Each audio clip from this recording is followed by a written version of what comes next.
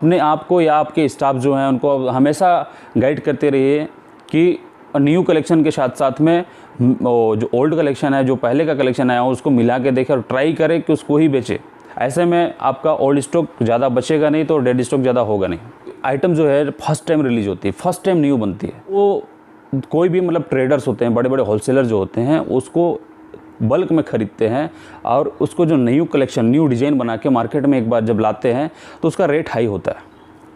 अब जब वो मार्केट में चल गया तो मार्केट में देखिएगा मंडी में बहुत जल्दी कॉपी होता है। अब जब कॉपी होता है तो जो मार्केट में स्टार्टिंग में जो बिक रहा है 600 रुपये का होलसेल रेट आपको पड़ रहा है, पता चले कि वो एक महीने बाद में 500 या 450 में आपको होलसेल में मिलेगा और धीरे धीरे करते करते वो 300-400 में आ जाता है। आप क्या है कि जो 300 पड़ा है उसका रेट खुल रहा है 600, आप जो खोल रहे हैं वो 800, मतलब सीधे सीधे मार्केट में 200 का डिफरेंट हो गया। तो पहली बात तो आप सेकेंड राउंड में जो माल लाए हैं लोग उसी को पसंद करेंगे, क्योंकि उतना रेट क्यों देंगे कस्टमर। तो इस चक्कर में क्या है कि वो माल आप बिल्कुल भी आपका ओल्ड स्टॉक होगा और डेड स्टॉक। मैं हूँ संदीप और मेरा YouTube channel Sandeep Mac creators में आपका स्वागत करता हूँ। तो दोस्तों आज का हमारा टॉपिक है डेड स्टॉक कैसे क्लियर करें या डेड स्टॉक होने से कैसे बचाएं।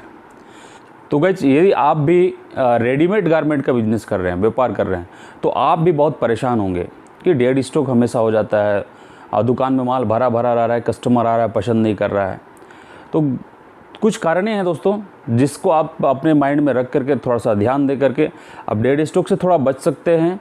हम बात करेंगे डेड स्टॉक के क्या क्या कारणें हैं और कैसे उससे बचा जा सकता है। वीडियो को ध्यान से देखिएगा।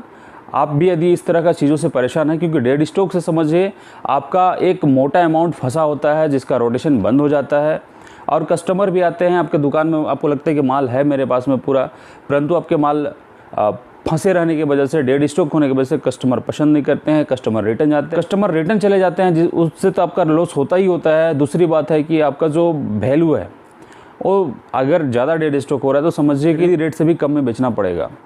तो दोस्तों हम समझने की कोशिश करते हैं कि किन किन कारणों की वजह से डेड स्टॉक होती है। देखिए डेड स्टॉक से बचा नहीं जा सकता है, लेकिन उसका परसेंटेज कम किया जा सकता है। जैसे कपड़े के दुकान, रेडीमेड गारमेंट्स में जो है डेड स्टॉक होता ही होता है, लेकिन क्या क्या कारणें हैं और उससे कैसे कम किया जा सकता है। सबसे पहला कारण है दोस्तों डेड स्टॉक का ओवर परचेजिंग, ओवर स्टॉकिंग। यदि आप बाहर से माल परचेज करते हैं और हम क्या गलती कर लेते हैं, बाहर बार बार जाना पड़ता है कि चक्कर में थोड़ा सा ज़्यादा माल परचेज कर लेते हैं।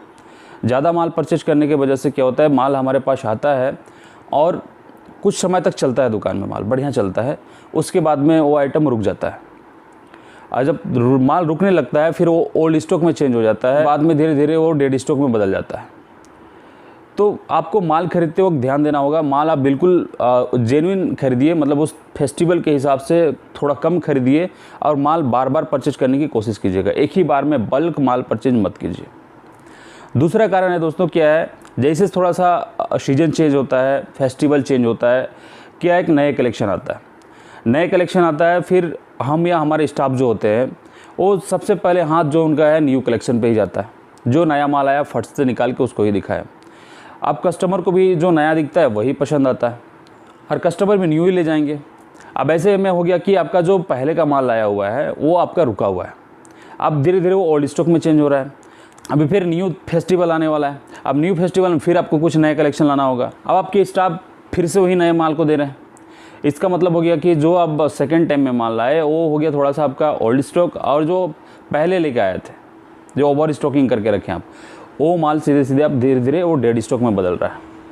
तो आप हमेशा अपने स्टाफ या खुद को ध्यान में रखना है कि यदि आप जो माल न्यू लाए हैं, पहले में 2-3 कपड़े जो होते हैं आप न्यू आइटम दिखाइए, 2-3 कपड़े आप न्यू कलेक्शन दिखाइए, ताकि कस्टमर को लगे कि इनके पास कुछ न्यू माल है। फिर वो ध्यान से जब देखने लगेंगे तो जैसे आप उससे पहले जो माल लाए हैं, जो आपका ओल्ड स्टॉक हो रहा है, वो माल को ही ज़्यादा दिखाइए और ट्राई कीजिए कि अगर कस्टमर थोड़ा बहुत उसमें ज़्यादा डिस्काउंट मांगता है तो पहले उसी को बताइए और कोशिश कीजिए कस्टमर को दिखाने टाइम में कि ये आइटम देखिए मैडम, ये न्यू कलेक्शन में आया हुआ है, या सर जो भी हैं, अगर जो भी न्यू आइटम दिखा रहे हैं, साथ में जो दिखा रहे हैं उसको मतलब बेचने की कोशिश कीजिए।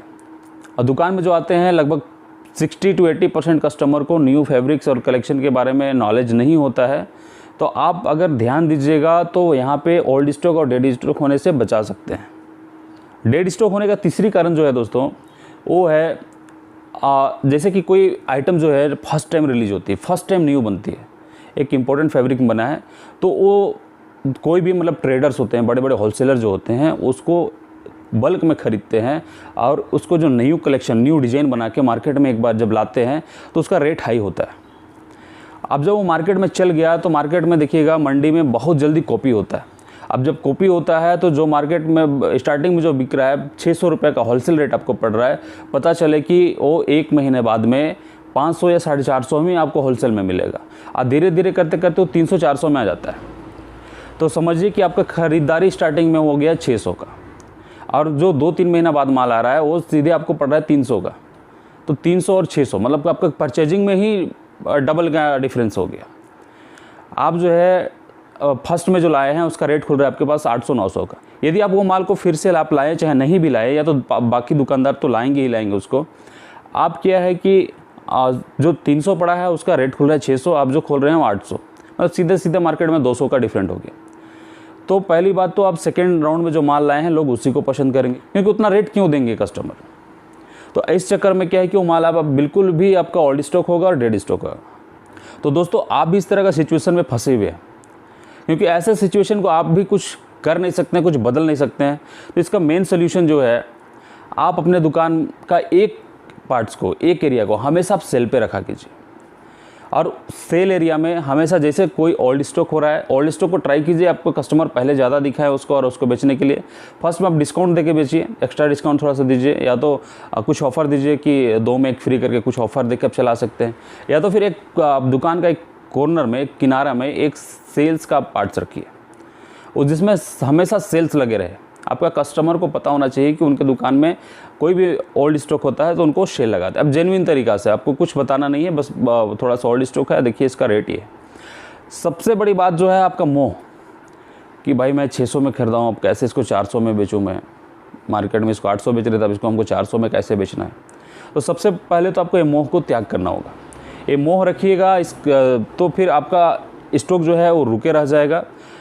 अब इससे क्या होगा आपको बता रहे हैं। सबसे बड़ा प्रॉब्लम क्या होता है, आपका दुकान भरा भरा लगता है, आप नया माल परचेज नहीं कीजिएगा, कस्टमर आएगा, देखा हुआ चीज़ को बार बार दिखाइएगा तो उनको लगेगा कि इनके पास कोई नया कलेक्शन आता नहीं है, कस्टमर आपके पास आना छोड़ देंगे। तो इससे बेटर है कि आप सेल पे उसको 400 में ही निकालिए। बेशक आपको 100 रुपये का लॉस हो रहा है, आप उस 100 रुपये का फिर से नया कपड़ा लाइएगा, 100 रुपये का 200 रुपये आप वहाँ से कमा सकते हैं। तो बिजनेस का तरीका ये है भाई, आप उसको सेल पे डालिए, एकदम भी मोह नहीं करना है। सबसे बड़ा मतलब दुकानदार का एक चीज़ मैं देखता हूँ, नोटिस करता हूँ कि सबसे ज़्यादा वो मोह रखते हैं उस कपड़े पे, कि भाई 800 बेचते थे, कैसे आपको 400 में दे दें, या सेल कैसे 400 में लगा लें। तो बिल्कुल भी मोह नहीं रखना है, आपको जो रेट मिल रहा है उसको सेल पे उसको निकाल देने का है। तो गाइज़ ये 3 पॉइंट्स मैंने बताया आपको।